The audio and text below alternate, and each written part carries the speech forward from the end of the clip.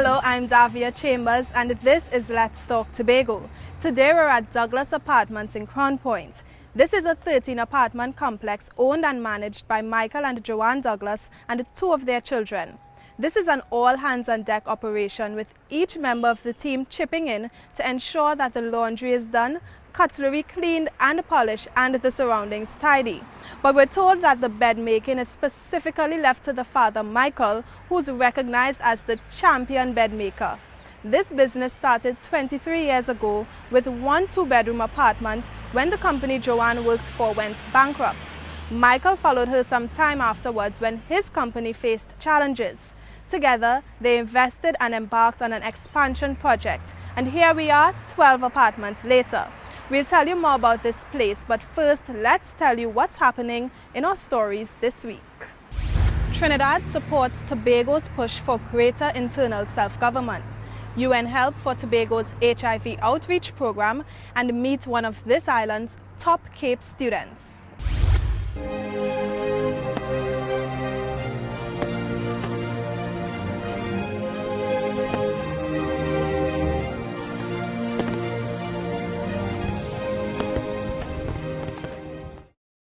Welcome back to Let's Talk Tobago. Thanks for joining us at Douglas Apartments in Crown Point.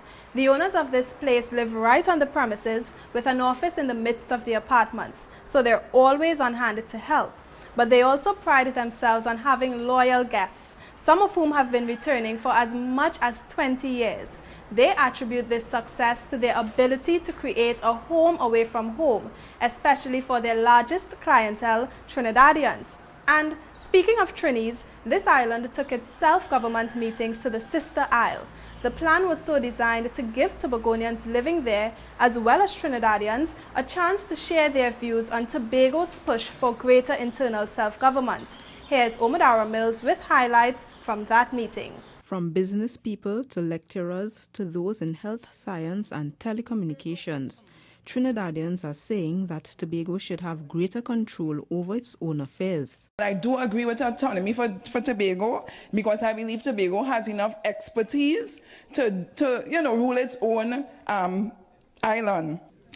The time has come for Tobago to take hold of its resources, particularly as we all know, like Block 22 and all those other blocks over there.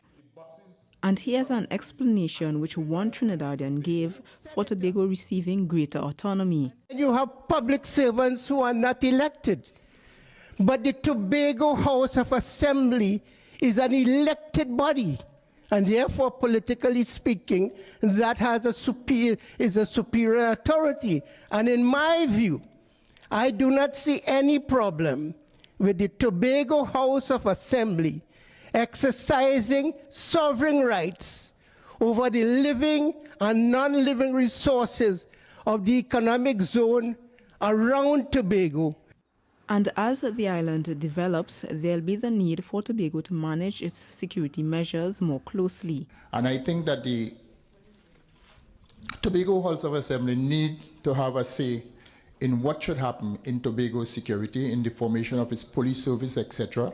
The Trinidad Forum is the 13th forum which the political parties of Tobago, along with the Tobago Autonomy Secretariat, is having as Tobago seeks to build a stronger case for greater internal self-governance. And that there's a call for a different kind of legislative system between the islands. There we felt that we needed to start preparation for a federal type structure. We felt that we needed to put a commission or some kind of entity in place to treat with that. We felt that definition of the boundaries. Other forums in Tobago are expected to take place. It is hoped that a bill will be presented in Parliament on the issue of internal self-governance for Tobago by September of this year. I'm Omadara Mills for Let's Talk Tobago. Let's now deal with another issue that has been dominating the headlines, the threat of Ebola. The outbreak is so serious that it's affected the Youth Olympics in China. Athletes from Ebola-hit countries will not be allowed to compete in combat sports or in the pool. Here in the region, the Caribbean Public Health Agency says the risk of Ebola making its way here is low. But officials in Tobago are putting into practice that old adage, prevention is better than cure. Keyshawn Wilson explains. Ebola continues to take lives in West Africa because of their cultural practices and lack of resources to fight the disease. Tobago is making certain that our island remains Ebola-free. They've met with the Caribbean Public Health Agency first. It was an online meeting, and so there are focal points for international health regulations across the region, and it was those focal points who met at the meeting, at this online meeting. So out of that meeting, what was really sort of present, I think the take-home message out of that meeting for the Caribbean region was that the risk is low. The Caribbean Public Health Agency, given the data that exists internationally, following that to recommendations, general recommendations in terms of what to do. And that advice is being heeded, as the office is planning various health promotions. As is concluded, we'll start sending out public messages through the media and through other small group sessions. The World Health Organization says that the risk of transmission of Ebola during air travel remains low, as the disease is not airborne, but Tobago health officials are still safeguarding our ports of entry. The current system for identifying an ill passenger arriving into Tobago is provided by the health declaration. International aircraft arriving from international destinations, they have to submit to the port health officer a health declaration, which basically says there are no ill passengers on board. Also important is ensuring that health systems are efficient for infection, prevention and control are also vital. The Scarborough General Hospital does have facilities for, appropriate facilities for isolation, so that exists. We have taken measures to have the clinicians that are involved in detection of the cases, make sure they're sensitized as to what they need to be looking for, right? And that includes the clinical presentation of the case, what we call a case definition, but also includes in this respect, in the context of Ebola, a travel history. There's no cure for Ebola, but patients have a better chance of survival if they receive early treatment. The Ebola outbreak is the world's deadliest disease to date. I'm Keyshawn Wilson for Let's Talk Tobago. And there's another agency adopting the proverb about it being easier to stop something from occurring rather than trying to repair the damage after it has happened. The United Nations Population Fund will roll out its 3-year strategy for this island's HIV response program. In fact, very soon, they're hoping to begin a peer education campaign. Let's join Omadara Mills to tell us why they're using this approach and which sectors of the population they're targeting. Before the end of 2014, several youths in Tobago will be able to talk with and relate information on issues such as sexually transmitted diseases and sexual health more easily with their peers at school or in youth organizations, with the aim of preventing the spread of STIs. Trinidad and Tobago, which is part of the Caribbean, which has the second highest prevalence of HIV globally. HIV is an issue as well as STIs. So this peer education training will be geared for out of school youth, people who are out on the block, who may be engaged in risky sexual behavior. Before the plan can be implemented, there will be a 3-day workshop where outreach workers will be trained in peer education techniques so that they can train young people who then go out and talk with other youths. Peer education has been identified as a good methodology for educating young people, whether it's about HIV or substance abuse or prevention. Peer education has proved to be an effective model globally for educating young people. At the meeting between the UNFPA and the THA, 4 divisions were invited. They are Health and Social Services, Education, Youth Affairs and Sport, Community Development and Culture, and Tourism and Transportation. Here's the reason why the tourism sector is getting involved in this program. We also have to be aware that there is the issue of sex tourism that can also be responsible for the transmission of sexual infections. And therefore, it's important that the tourism engage the persons who are involved in the tourist industry, so to make them aware of the risk. The workshop is expected to take place from September 9th, which will be followed by testing and certification programs. This is just part of the UNFPA's strategic plan for the period 2014 to 2017 as it relates to Tobago. I'm Omadara Mills for Let's Talk Tobago. It's time to take a break, but stay with us because on the other side, a look at doing business at the Cove Eco-Industrial and Business Park.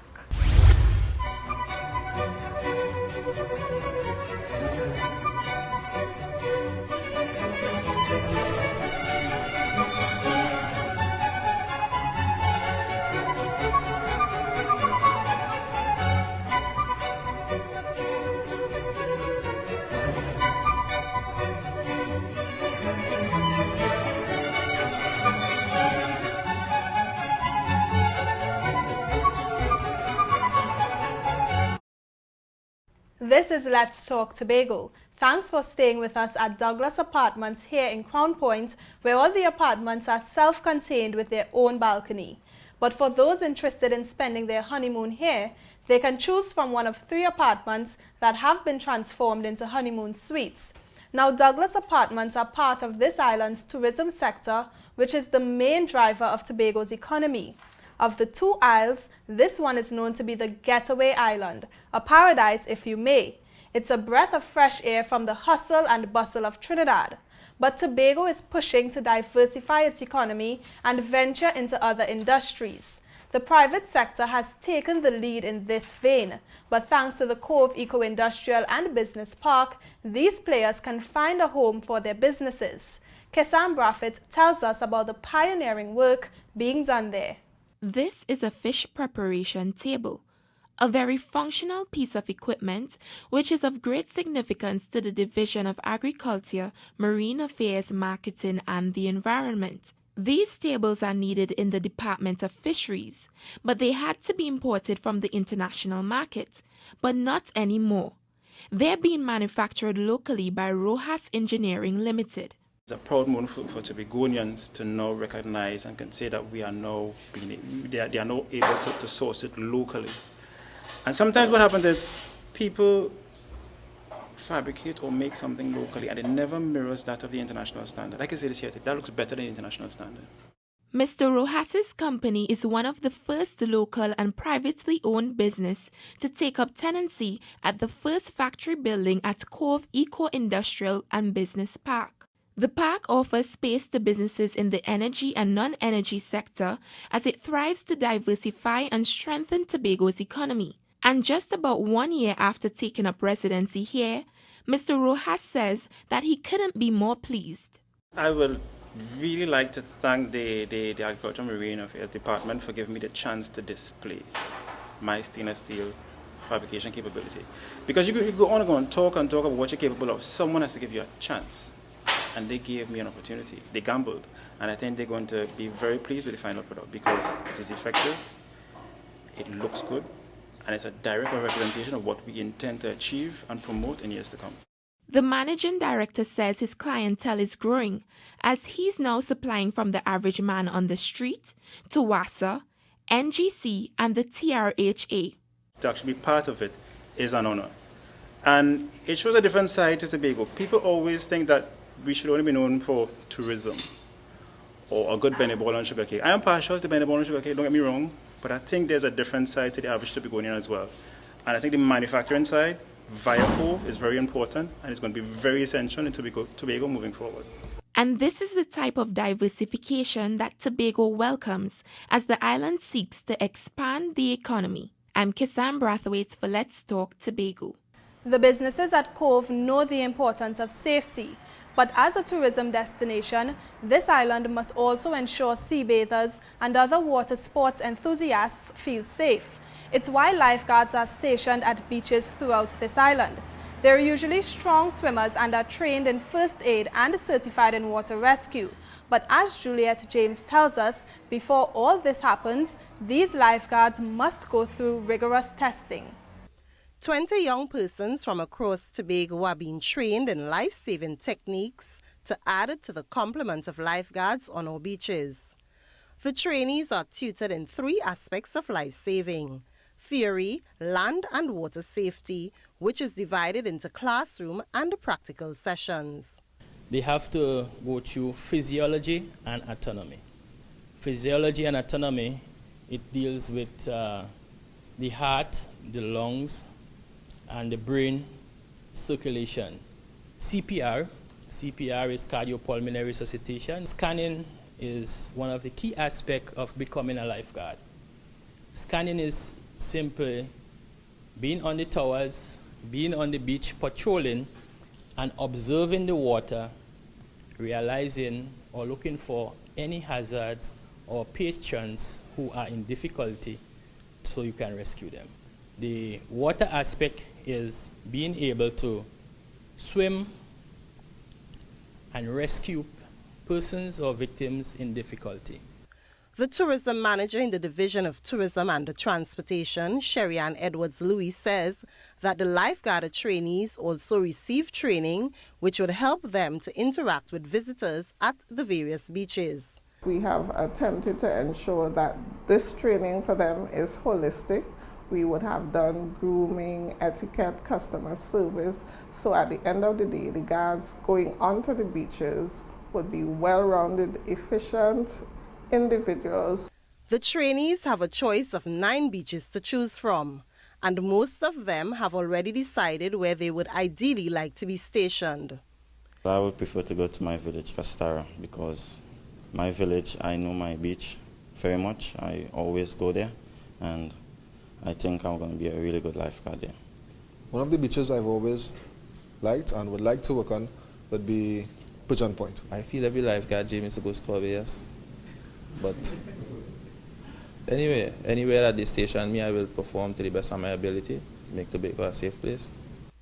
To be admitted into the lifeguard training program, applicants are required to do a written assessment, be able to swim at least 50 meters in open waters, have a certificate of good character, be medically fit, and be between the ages of 18 to 25 years old. From the Division of Tourism and Transportation, I'm Juliet James reporting for Let's Talk Tobago. It's said that success is largely a matter of hanging on after others have let go. And as it relates to preparing for exams, very few will say that's easy. There are the long hours at classes, late nights, then the anxiety of sitting the exams. But the key for many is never giving up. This student you're about to meet sat the 2014 Caribbean Advanced Proficiency Examinations CAPE, and although she was nervous, she kept the faith and managed to come out on top in Tobago with 5 grade 1s in pure math, chemistry, biology, Caribbean studies, and communication studies. She was anxious before doing her exams. The stress increased as the big days approached. But then, as she sat to write her exams, she realized it was manageable because she'd prepared. But she knew that at the end of the day, the only thing that matters is the final score. Then the results came out, and Rachel Boudram learned that she topped the island with 5 grade 1s. That is just exciting and amazing. I still can't believe it hasn't kind of settled in yet, but I didn't expect all of this. The former Bishop's High student says she realizes through her preparations for her CAPE exams that success doesn't come easily. Definitely was not easy. At times it was really frustrating, but I mean, nothing good in life comes easy. So it was a lot of late night studying, a lot of dedication, a lot of perseverance. Sometimes even though you felt like giving up, you had to remind yourself what you're working towards, your grade 1s.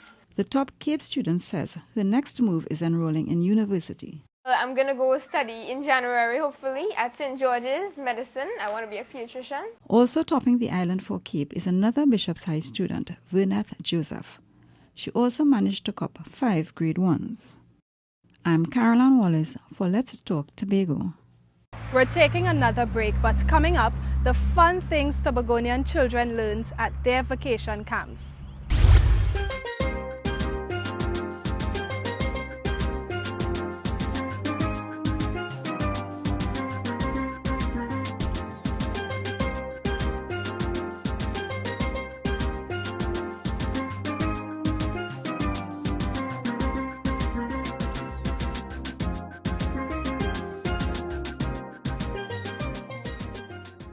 Welcome back to Let's Talk Tobago. Today you're joining us at Douglas Apartments in Crown Point. From here, the A&R Robinson International Airport is only 5 minutes away, and it takes about the same time to get to Pigeon Point and the Storbay Beach and the sporting facilities. Douglas Apartments sits on an attractive and picturesque ground, so it comes as no surprise that some even choose to have their wedding here. But let's leave it there for now to tell you what our children did during the August vacation. From pan and music camps to health and fitness, parents had an array of options. But there's one we're yet to share with you. It's called the Cool Kids Camp. This one engaged children between the ages of 5 and 12, teaching them valuable life skills. Kissam Braffett attended their graduation ceremony and files this report.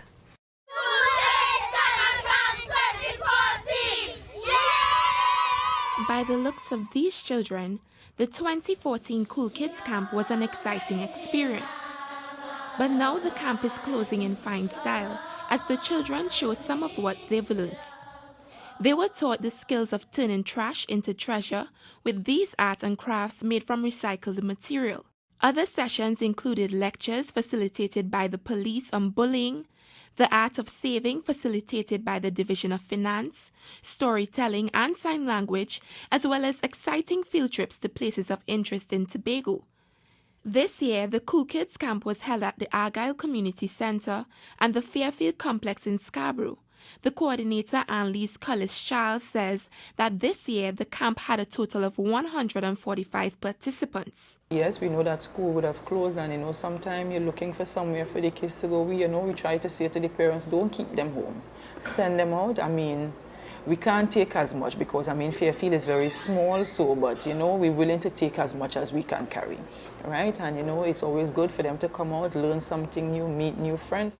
And the children did just that. They had sweet fun and play, and even tried their hands at plate guitars, pin cushions and pen holders, and more. This is a cheese bag made out of a short pants, and I use glitter glue to write I love fashion and my name.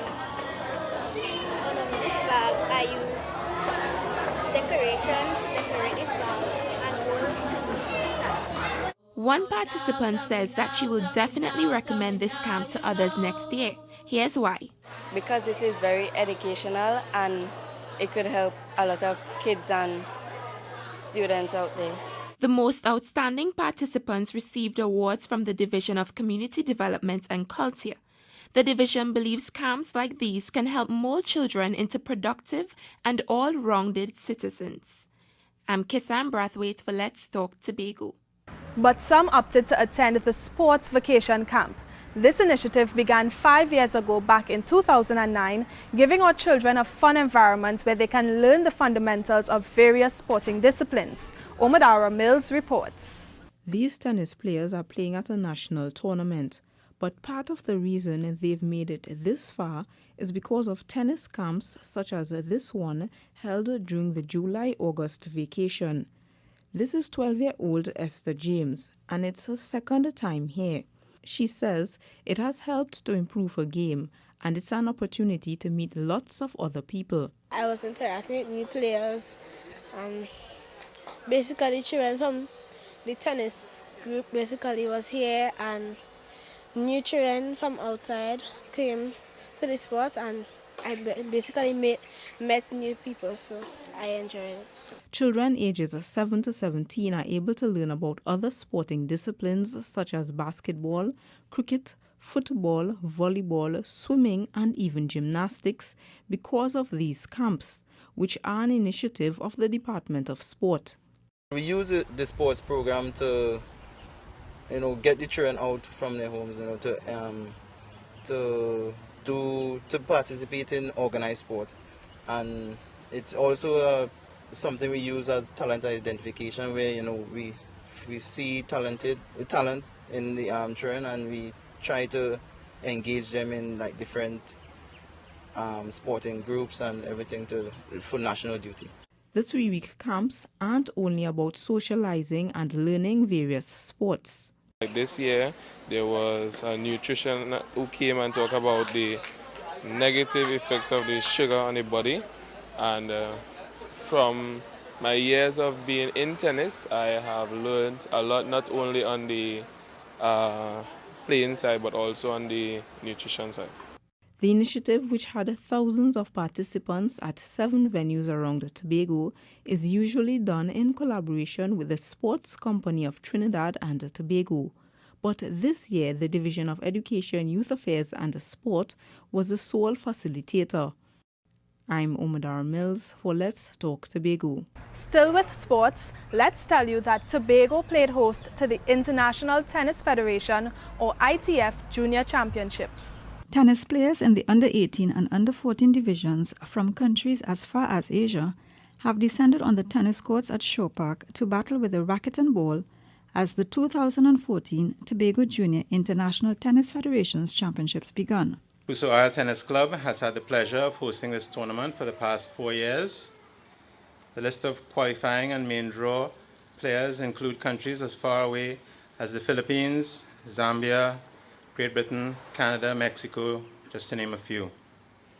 Total list of countries that are represented here at these games is 14, and we look forward to their participation. And as the players worked towards making it to the finals, Dr. Steele had this advice for them. Prepare yourselves to be inspired, to be excited, and to be challenged. And as our T-shirt slogan says, prepare to get served in paradise. The Tobago House of Assembly has been sponsoring the Tobago Junior International Tennis Federation's Championships for the past 4 years. The secretary responsible for sport, Huey Cadet, says that the game offers the opportunity for the development of the island's young people, and that's one of the reasons why the Assembly will continue to be involved in the tournament. The 2014 Tobago Junior International Tennis Federation's Championships lasted for 1 week. I'm Caroline Wallace for Let's Talk Tobago. And it's time to have your say, the segment of our program where we hear from you, our viewers. Now, after 12 consultations in Tobago, the group set up to examine the issue of greater self-government for this island took their meeting to Trinidad. They wanted to give those living in the sister isle a chance to contribute to the discussion and to understand this island's position. Reports indicate that the majority of those who attended are in support of Tobago's push. So today we're asking, do you believe Tobago's case for greater autonomy is stronger now that the talks have taken place in Trinidad? This is what you said. I think it makes a stronger case for Tobago to have its own autonomy. It don't make a difference because even though they know about it and they don't know about it and they want self-government of Tobago, Trinidad, they don't have nothing to do with that. It should make a difference and help to improve the relationship between Trinidad and Tobago. More Trinidadians will understand what the autonomy is all about. Well, basically, I don't think so, because for years now, you never look like Trinidad really have much interest in what's going on in Tobago. Yes, I think it makes the case stronger for Tobago getting its own autonomy.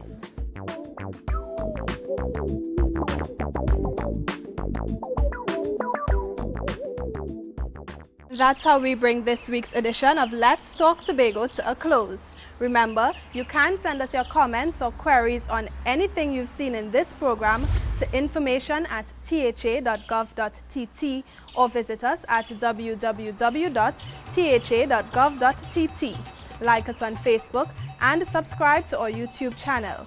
I'm Davia Chambers, and on behalf of all of us at the Department of Information, have a safe and enjoyable week. And as we go, here's a final look at Douglas Apartments.